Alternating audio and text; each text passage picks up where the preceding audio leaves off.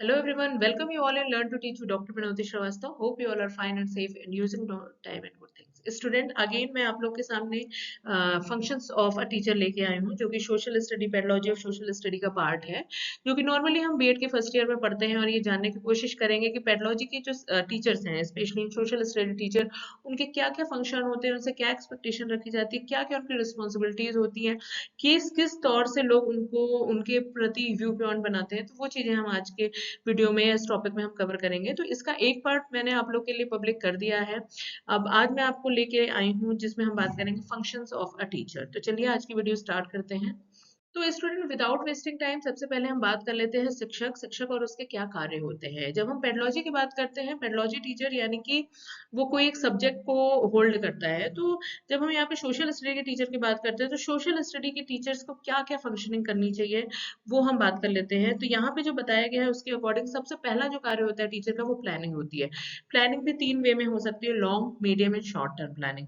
Long term planning yearly हो सकती है, शॉर्ट आपकी मंथली, 2 मंथ की और 6 मंथ की हो सकती है, और शॉर्ट टर्म प्लानिंग आपकी डेली एंड वीकली प्लानिंग हो सकती है। तो एकेडमिक एंड अदर जो को करिकुलर एक्टिविटीज है उन सबकी जो प्लानिंग है उसमें अपना सहयोग देता है टीचर, और वो इसका एक फंक्शन होता है। फिर उसके बाद आता है एजुकेटिंग यानी कि शिक्षण, which is the most important part of a teacher, और कहीं ना कहीं एक टीचर की हायरिंग भी इसी रोल के लिए होती है। तो शिक्षण करना, शिक्षण के साथ साथ सारी चीजों को इवेलुएट करना, उसको मैनेज करना, एजुकेटिंग में आ जाएगा। ऑर्गेनाइजिंग, ऑर्गेनाइजिंग में आ गया various type of events, workshop, exhibition, excursion, आपका कोई टूर हो गया, वो सारी चीजें ऑर्गेनाइज करना भी एक टीचर की फंक्शनिंग में आता है। सुपरवाइजिंग, एकेडमिक वर्क आ सकता है, रिकॉर्ड्स आ सकते हैं, अटेंडेंस हो सकती है, वेरियस एक्टिविटीज हो सकती है, उन सबको सुपरवाइज भी एक शिक्षक करता है। फिर guiding, guiding in the sense of guidance and counselling हम ले सकते हैं। जब बच्चों को जहाँ दिक्कत हो रही है एकेडमिक में, पर्सनल में, प्रोफेशनल में, तो वहां पे हम टाइम टू टाइम बच्चों को गाइड करते रहते हैं, उनको सही डायरेक्शन देते हैं, उनको सही माहौल देने की कोशिश करते हैं। तो ऐसे गाइडर भी काम करता है शिक्षक। और फिर one of the most important part होता है रिकॉर्डिंग का, record keeping of their academic works हो गया, आपका various type of administrative work हो गया, फाइल्स हो गई, बच्चों के रिकॉर्ड्स हो गए, वो सबकी रिकॉर्डिंग एंड प्रॉपर डॉक्यूमेंटेशन का काम भी एक शिक्षक करता है। इन सब के अलावा जो सबसे इंपॉर्टेंट पार्ट होता है जिससे एक टीचर की अच्छाई और बुराई या फिर उसको हम मापते हैं, वो निकल के आता है इवेल्युएशन। इवेल्युएशन जो होता है आजकल के डेट में हम सीसीई की बात करते हैं तो कंटिन्यूस एंड कॉम्प्रिहेंसिव होता है, सेमेस्टर वाइज हो सकता है, ईयरली हो सकता है, और टाइम टू टाइम ये होते रहते हैं। तो evaluation is a very important part to know how you are going and how your students are going, and the process and methodology and the teaching strategy you are following, is it right or wrong, क्या हमें उसमें सुधार करना है या इसको ही हमें आगे कंटिन्यू करना है। तो इवेल्युएशन को कहीं ना कहीं हम अपने स्तर से भी देख सकते हैं कि इवेल्युएशन के माध्यम से हम अपनी स्ट्रेटेजी की भी चेकिंग कर सकते हैं कि क्या मेरा जो प्रोसेस ऑफ टीचिंग है वो सही है या मुझे उसमें सुधार करना है। तो ये कुछ फंक्शंस हैं, लगभग 6 से 7, जो कि एक टीचर से एक्सपेक्ट किए जाते हैं, और ये डेली बेसिस पे आप देखें तो ये सारे जो कार्य हैं वो एक शिक्षक निभाता है। अब हम बात कर लेते हैं स्टूडेंट, हमने शिक्षक के फंक्शन जान लिए, पॉइंट ऑफ व्यूज भी जान लिए। अब कौन कौन सी चीजें हैं जो शिक्षक को सक्सेसफुल बनाती हैं। तो हियर आर सम थिंग्स जो कि एक मैनेजमेंट या एक स्टूडेंट या एक पेरेंट्स, एक स्टेक होल्डर एक टीचर से एक्सपेक्ट करता है। तो सबसे पहली जो इंपॉर्टेंट चीज होती है character, character of a teacher जो है वो बहुत इसेंशियल क्वालिटी है उसके सक्सेस की। दूसरी है personality, how is talking, walking, work, class, ये सारी चीजें आपके पर्सनैलिटी के अंतर्गत और आपकी पर्सनैलिटी को शो करता है। आपकी मेंटल हेल्थ, आप मानसिक रूप से कितना स्वस्थ हो, कैसे एनवायरनमेंट क्रिएट करते हो, कैसे आप अपने कोलीग्स से बात करते हो, किस टाइप से आप अपने क्लास का माहौल क्रिएट करते हो, ये सारी चीजें आपकी मेंटल हेल्थ में आ जाती हैं। देन उसके बाद social adjustment, how adjustful you are, कैसा आपका समायोजन है वर्क प्लेस पे, घर पे, बच्चों के साथ, क्लासरूम के बाहर, या अदर एडमिनिस्ट्रेटिव लोग हैं जो उनसे, ये सारी चीजें आपकी एडजस्टमेंट में आ गई। एकेडमिक अचीवमेंट, और साथ ही साथ क्या आप अपनी ग्रोथ के लिए कुछ कर रहे हो, या ग्रोथ में आप अपने ऊपर कितना काम कर रहे हो, अपने लेवल के ऊपर कितना कर रहे हो, वो आपका एकेडमिक अचीवमेंट आ गया।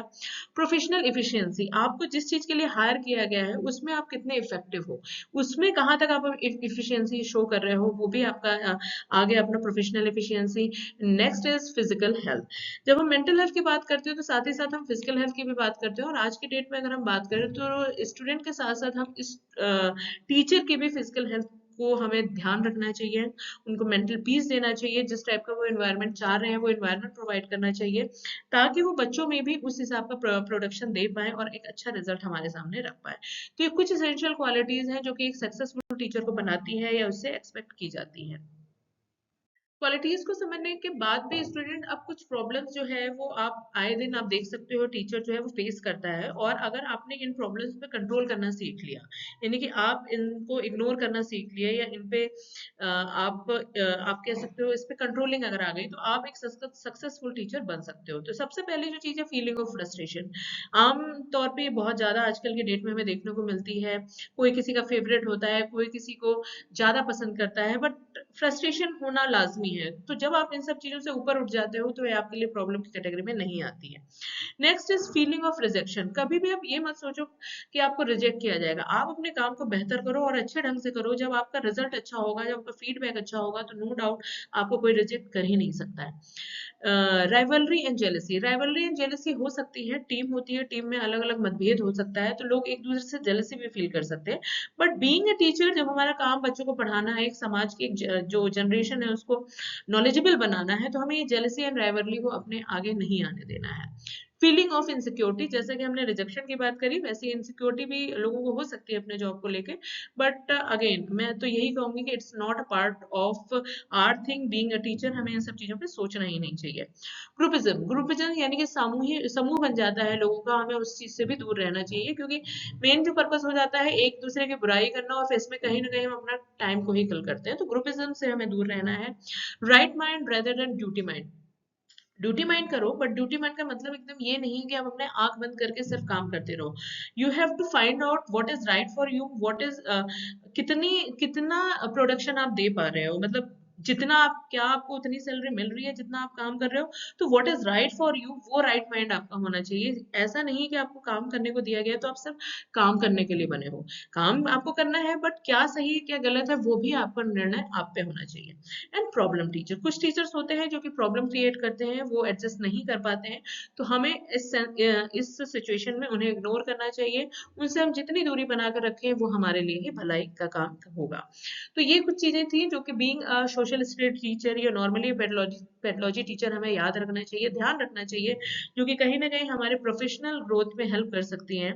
आई होप स्टूडेंट ये जितने भी पॉइंट्स थे ये रियल ऐसे सिचुएशन से रिलेटेड है, और ये कहीं ना कहीं आपको और मेरे जो भी करियर ग्रोथ है उसमें हेल्प कर सकते हैं। तो चलिए मिलते हैं अपने नेक्स्ट टॉपिक में नए वीडियो के साथ। तब तक आप अपना ख्याल रखें, फैमिली वालों का ख्याल रखें, और keep sharing and liking my videos. और अगर आपको कोई भी ऐसा कंटेंट लग रहा है जिसमें कि आप कुछ उसमें डिस्कशन करना चाहते हो, तो प्लीज आप मेरे को बताएं, कमेंट बॉक्स में जाके आप कमेंट करें।